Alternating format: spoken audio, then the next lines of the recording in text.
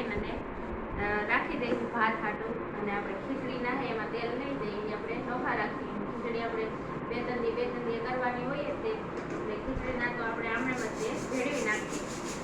એટલે 4 દિન પહેલાં સાફ કરી દઈએ. અત્યારે વાગી ગયા છે 5 વાગવા આવ્યા છે. આપણે રોઢાનો ચા પી લીધો છે ને પૃથ્વીરાજ એટલે જો અહીંથી ચા બનાવીને ચા ટોસ એને તો ચાલુ કરી દીધું છે ખાવાનું. હાલો આપણે ખીચડીના ચોખા સાફ કરી લઈને ભાતના.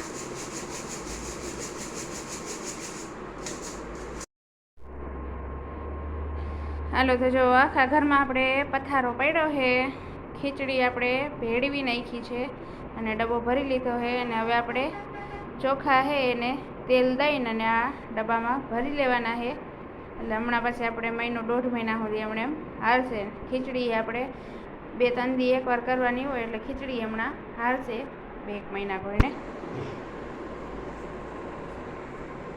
તો હાલો હવે આપણે ચોખાને તેલ દઈ દઈએ. અને પૃથ્વીરાજ ખોટા આટા મેરા રાખે, મને થોડીક હેલ્પ કરી કામમાં. 2 ડબ્બા મને સાફ કરીને અને આપ્યા. અને હવે આપણે તેલ દઈ દઈ ચોખાને. આપણે દૂધ ગરમ કરીને ઠારવા મૂકી દીધું છે. અને પછી આપણે એમાં થોડીક છાશ નાખીને ઢાંકીને મૂકી દઈએ. એટલે આપણું અસલ મજાનું દહીં જામી જાય. એટલે આપણે દહીં તે બહારથી લેવા નથી જતા, કેમકે 10ની ડબ્બીઓ આવે પણ એમાં એટલું બધું સારું દહીં આવતું નથી, મોડું ને એવું બધું દહીં આવે. એટલે આપણે ઘરે જ મેળવી નાખી દૂધની કોથળી લાવીને. અને જો આપણે ગરમ કરી નાખ્યું છે, હવે ઠરી ગયું છે તો આપણે એમાં છાશ નાખીને ઢાંકીને મૂકી દઈએ. એટલે આપણે ઘરનું જ દહીં મેળવી. અને ઓલા ઘરેથી માંડવી આવી હતી તો આપણે જવો એમાં માંડવી બાફી નાખી છે મીઠાવાળી. એટલે આપણે ખાવાની મજા આવે. અને થોડીક ઓલા ઘરેથી શેકીને જ આવી હતી તો એ શેકેલી હતી ને આપણે કાચી મોકલી હતી તો આપણે એને બાફી નાખી મીઠું નાખીને. પહેલાં 2 પાણીએથી ધોઈ નાખી અને પછી આપણે મીઠું નાખીને અને બાફી નાખી. તો આપણે આજે તો બપોરે માંડવી ખાધી, રાતે માંડવી ખાધી હતી ને જો આટલી પડી છે. અને આપણે ખીચડી ને ભાત બે થઈ ગયા. જો આપણે તેલ દઈ દીધું છે ચોખામાં. અને આપણે ચોખાનો આ ડબ્બો ભરી લીધો. અને આ એક આપણે ખીચડી ભેળવી નાખી અને આપણે ખીચડીનો ડબ્બો ભરી લીધો. અને માપ હાટુક આપણે આ રાખ્યું છે. આપણે 1.5 વાટકી જેવું મૂકી એટલે આપણે ખીચડી એટલી થઈ રહે. કોઈક વાર જો કોઈને ઓછી ખાવી હોય તો આપણે 1 વાટકી જ મૂકી. એટલે માપ હાટુક આપણે એ રાખ્યું છે માપ્યું ખીચડીમાં.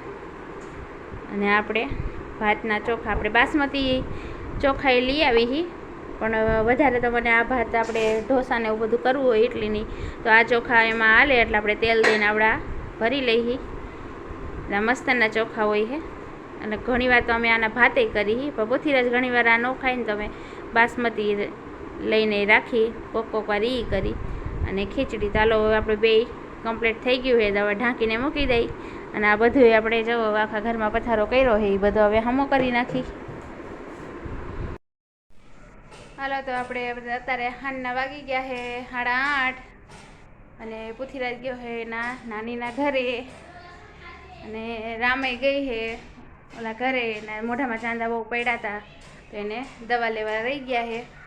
એને ઘડીએ મોઢામાં ચાંદા પડી જાય એટલે એને લઈ ગયા છે દવા લેવા. અને આપણે અત્યારે રાંધવાની તૈયારી કરી તો અત્યારે જો આપણે બધી તૈયારી કરીને રાખી છે.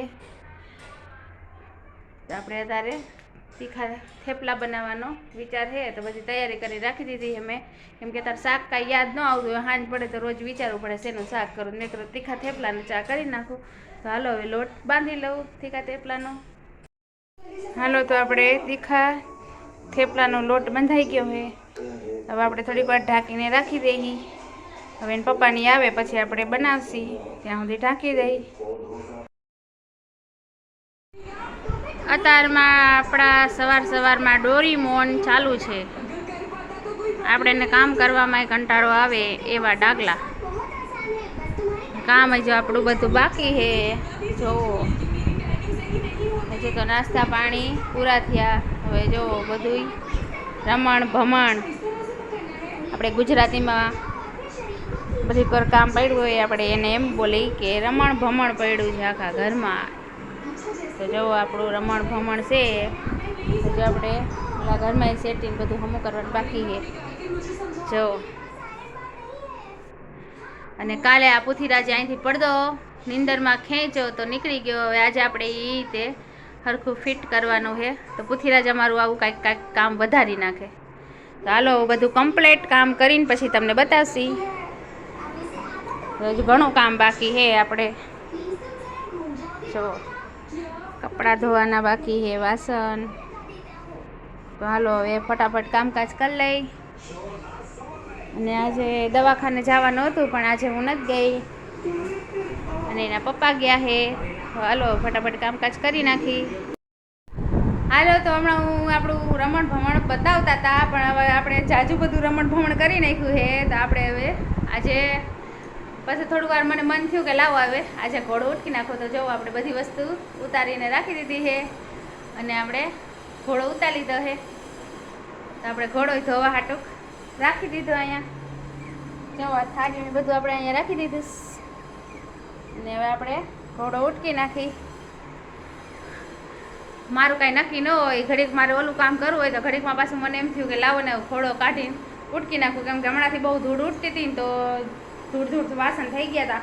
એમ તો હું રોજ લૂતી જ હોય પણ તોય તે ધૂળ આમ થોડીક બતાતી હતી. તો મેં કીધું લાવો ઉટકી નાખું. તો આ બધું રીતે પાછું આપણે સાફ કરીને અને ગોઠવવાનું છે અને ઘોડોની આપણે ઉટકીને હવે ચડાવી દઈએ.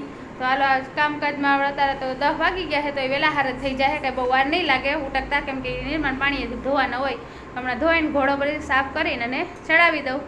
તો હાલો હવે આપણે ટીવીના ગીત સાંભળતા કામ કરવાનું છે. જો આપણે ગીત ચાલુ જ છે કે મને ઓમે તે હું ઘરે એકલી હોય તો ગીત વગાડતા જ કામ કરતી હોય. તો હવે આપણે બધું સાફ બાફ કરીને પાછું ચડાવી દઈએ. તો હાલો હવે જોતા રહેજો અને વિડીયો ગમે તો લાઈક કરજો, શેર કરજો અને સબસ્ક્રાઈબ કરજો અને બેલ આઇકન દબાવવાનું ભૂલતા નહીં. હાલો તો આપણે કામકાજ બધું થઈ ગયું છે. આપણે ઘોડોને બધું ઉટકવા કાઢ્યું હતું તો બધું ઉટકી નાખ્યું છે અને પાછું બધી વસ્તુ આપણે એમાં ગોઠવી નાખી. જો આપણે બધું પાછું ગોઠવી નાખ્યું, બધું સાફ કરીને ઘોડો પાછો લગાડી દીધો અને આપણે નાહી ધોઈને નવરા થઈ ગયા છીએ. ને હવે આપણે જઈએ ઓલા ઘરે, મારા સાસુના ઘરે. આજે એમનો જન્મદિવસ છે એટલે આપણે ત્યાં જઈએ. તો હવે અત્યારે જો આપણે ઠેલોને ઉભા લીધું છે અને હવે નીકળી. તો સાંજે આપણે પછી અહીંયા આવી છે કંઈક જમવા બમવાનું. અને આપણે મારા મોટા હાહુ રે એમને તો આપણે પુથીરાજમાં જન્મદિવસ હતો ત્યારે તમને આપણે વિડીયોમાં બતાવ્યા હતા. મારે 2 સાસુ છે તો આજે આપણા નાના સાસુ છે એમનો જન્મદિવસ છે તો આપણે અહીંયા જઈએ એમને હેપી બર્થડે કહેવા. અને હાલો હવે સાંજે આપણે કંઈક બનાવશે જમવાનું. પછી ત્યાંનો વિડીયો તો કાંઈ બહુ ઉતરશે નહીં એટલે તમને મેં કીધું હાલો કહી દઉં કે આપણે નાહી ધોઈને નવરા થઈ ગયા છીએ ને હવે જઈએ. તો હાલો હવે નીકળી ધીમે ધીમે.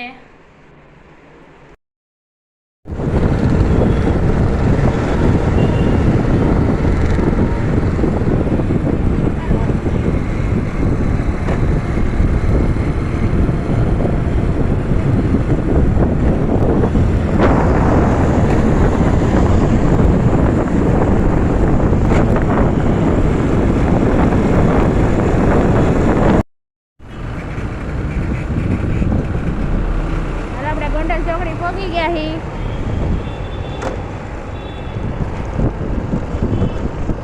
આપણે 5 મિનિટ થાય ઘર પહોંચતા.